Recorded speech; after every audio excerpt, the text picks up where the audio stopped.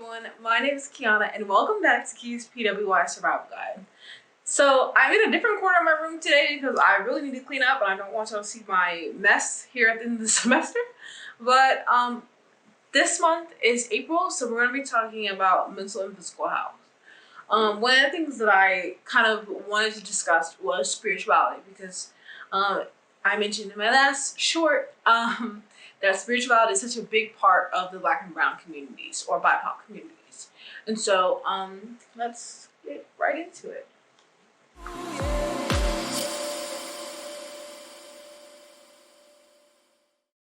I tried to film this video so many times because I think there's so much to talk about when it comes to spirituality, because spirituality not only does something for us mentally and emotionally, but it also is a perfect topic to discuss change. And I think I want to start with change because in BIPOC communities, change, especially for our loved ones or our parents and grandparents, is something that's very difficult for them to understand, but also it is important for us to recognize where they come from. So when it comes to change, you've got 4 years on this campus, and 4 years is enough time for a lot of changes to happen to you.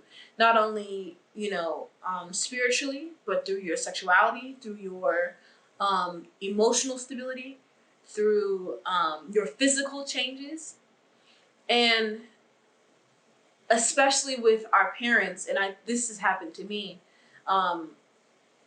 When we come to school, our parents and our grandparents and those that are paying for us to go to school have a plan. And once we tell them what that plan is, that's it for them. They expect us to meet those expectations, not only meet them, but exceed them. And when those plans break down, or when we find something that is different for us, or something that fits us more in the long term, it is sometimes difficult to have that conversation with our parents. And specifically with change, sometimes we just have to bite it and bite the bullet and say what we have to say. And I know that doesn't, it's not easy, because from most of our cultural backgrounds, our parents expect respect and, from us and those types of things. But there is a way to have a dialogue with our parents that is respectful, but also gets the point across that this is who I am, this is what I'm doing, this is where I want to go. But we have to also understand that from a cultural aspect, and from our parents, our grandparents, and loved ones' perspective, they're putting all of their capital, not only monetarily, but emotionally and spiritually, prayerfully, is it a word? Prayerfully, into us. So when things change, that might be scary for them. And it's scary for us. But it's important to find a middle ground to discuss the fear or the worries that come up in a respectful way, but also in a way that is effective. Because just to say, oh, I'm going to change my major, or oh, I want to go to a 2-year college instead of a 4-year college, or oh, I'm going to change my religious denomination. Those things for our parents ostracize them from us because they're used to the person that they've raised. They're used to the person that they've cultivated and sent off to school. But then when you come home that first fall semester, you might be a tad different to you, but you might be completely different from your parents. And that's where I kind of want to lead in with spirituality, because spirituality is something that is unexplainable in minoritized communities, and especially for the minoritized students that I know now on campus, because a lot of students have close relationships with God, or they have specific times that they go to church, and things like that.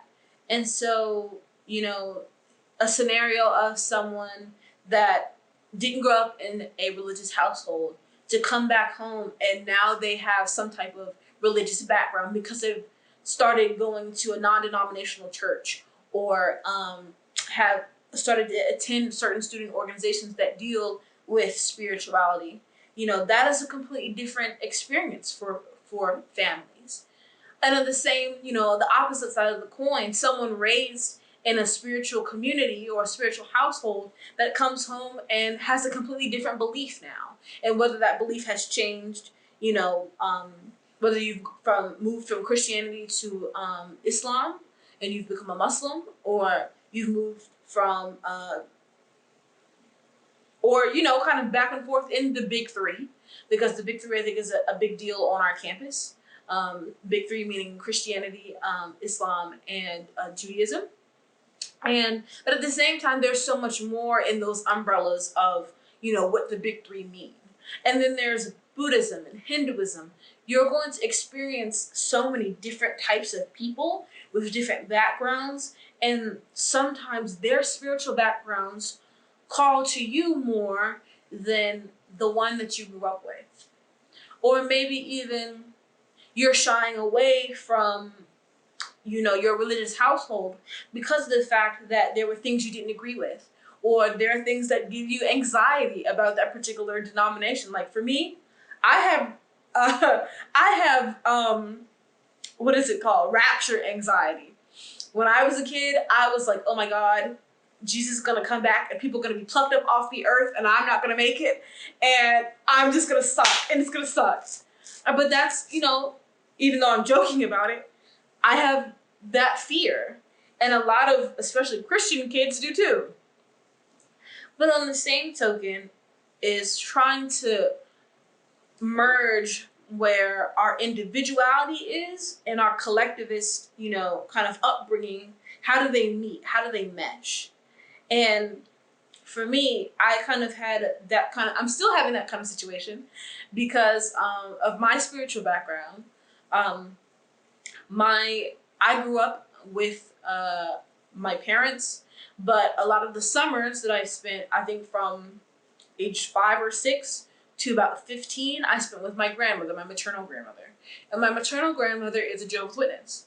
So for about however many years that is, about 10, 11 years, I'm attending the Kingdom Hall. I'm, my preliminary understanding of the Bible comes from Jehovah's Witness, that Jehovah's Witness background.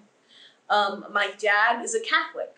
He grew up Catholic. My paternal grandmother was a Catholic. But my grandfather, I do not believe my grandfather was a Catholic. I did not get to meet him. He passed away before I was born. But he believed in root work and a different type of spirituality that doesn't necessarily align with a monotheistic idea. It might be threatening, especially for the Black community, to discuss like ancestral prayer or different types of rituals, those types of things. My mom grew up with her mother, obviously as a Jehovah's Witness, but she's not a Jehovah's Witness today. But she has her own version of spirituality that works for her.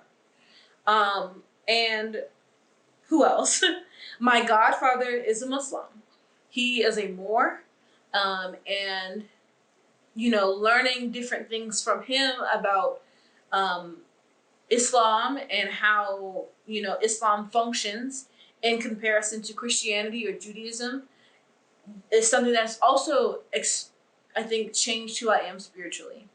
So you might be a melting pot of spiritual backgrounds like me. You might not have any type of spiritual background. You might have one specific spiritual background.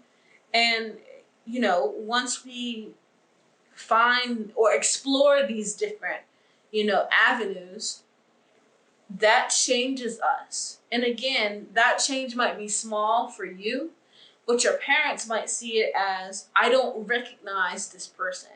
They are not the person that I raised them to be or to believe in. And I think that's in anything in our 4 years here. And sometimes things happen and situations happen while you're in college that shake you. And so for me, my paternal grandmother, my grandmother Jean, she passed away last year.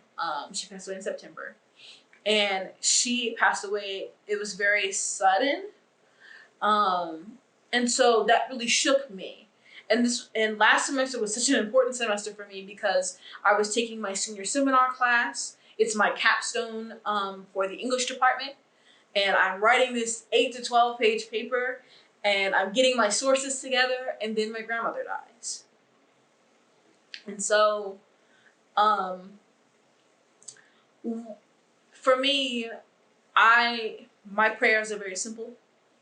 And I always ask for good health for my family members and my loved ones and my friends. And through that good health, I ask for longevity. And,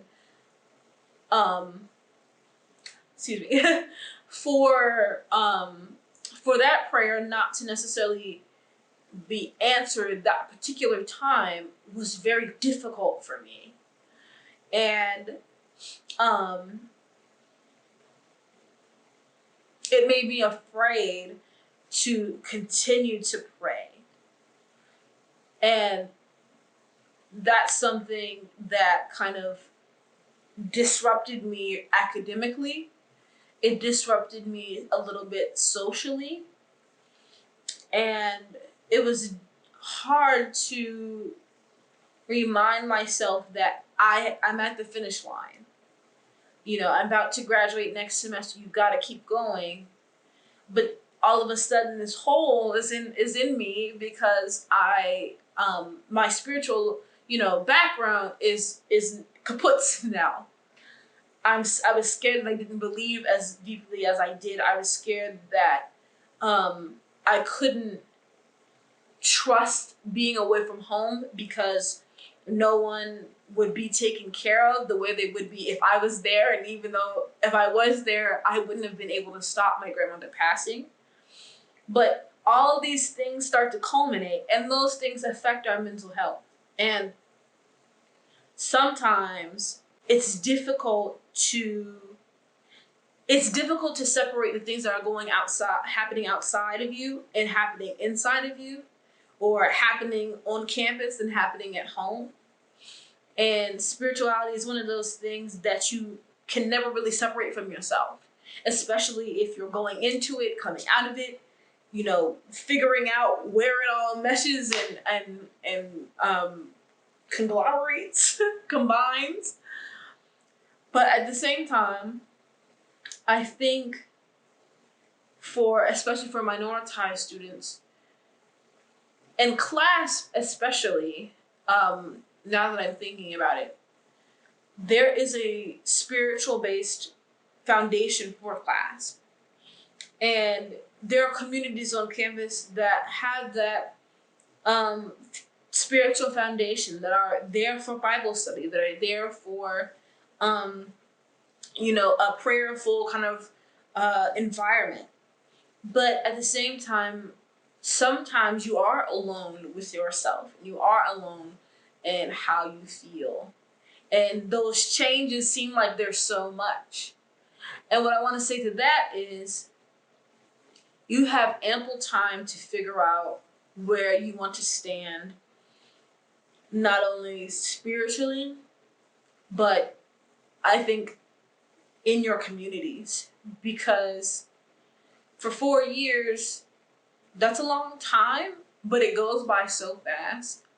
But the things when you start to think about, oh, well, I worked through this because of X, Y, Z, or this happened to me and I handled it X, Y, Z. It culminates, and when you look back at yourself, you are a completely different person. And so what I guess I'm trying to say is, the experience here at Longwood, but at the same time at any other university, is not always going to be one that breeds good feelings. And I'm just going to be honest about that, because Things happen to you with people on campus. Things happen to you with people at home. And it is not necessary for you to internalize all that and pretend that it's good. And I'm guilty of that. But Jonathan Page, the director of the Office of Multicultural Affairs, he has really tried to help me compartmentalize, that's the word he uses, things, and pick out the things that I can change, pick out the things that I can be worried about, and then take everything that I cannot change or I cannot have power over and set it aside so that I am okay and I can work through what I can work through at the time period. And spirituality changes over time. You know, your major, your minor might change over time. You might want to transfer from Longwood. And I'm not going to tell you that that is not a choice that you should make. Because these 4 years, when you come to Longwood University, you are supposed to gain something from this community. You're supposed to gain something from your classes. You're supposed to gain something from all the organizations that you join. And if those things are not good for you, then you have no obligation to anyone except for yourself, but to be in a healthy place. And I wish I would have had someone to tell me that when I was especially a sophomore. And even now, I think I need the reminder that I don't have any responsibility to anything but myself and to my academics and to the people that I love. But you should be you-centered. And once you become you-centered, you can prioritize what matters to you. And so if it's spirituality, prioritize your spirituality and how that influences your environment. If it's trying to figure out who you want to be, what career you want to have, take that and place it into your leadership. But your 4 years should be about creating the most holistic you that you can create. And so I do think I'm going to make a part 2 to this. I think I'm going to kind of go ahead and talk to Professor Betts in our next video. And then I'm going to end my internship with kind of a presentation discussing some of the things that I learned from my internship by talking to people on campus, and kind of summarize and create a model, which I'm going to be very excited to share with you guys. Create a model of things that makes a PWI survivable, that's specific to Longwood. But again, I want to say that for prospective students, your 4 years are about you. Your 4 years about your growth, your change, your betterment, and be mindful of where that betterment takes you, and be mindful of how you feel and what those feelings do for you. Are they productive? Do they hold you back? Do they make you feel like it just doesn't make sense? Because sometimes we do have those feelings. But with spirituality specifically, it's okay to want something different for you and your relationship with whoever you believe in or don't believe in. Separate and be separated from your family. Because, again, it's about you. It's about your understanding of who you are. And so, well, that's kind of heavy. That's all I have for this episode. I hope that made any kind of sense. I felt like I was rambling a little bit. But yeah, thank you all so much for watching, and I'll see y'all in the next video. Bye.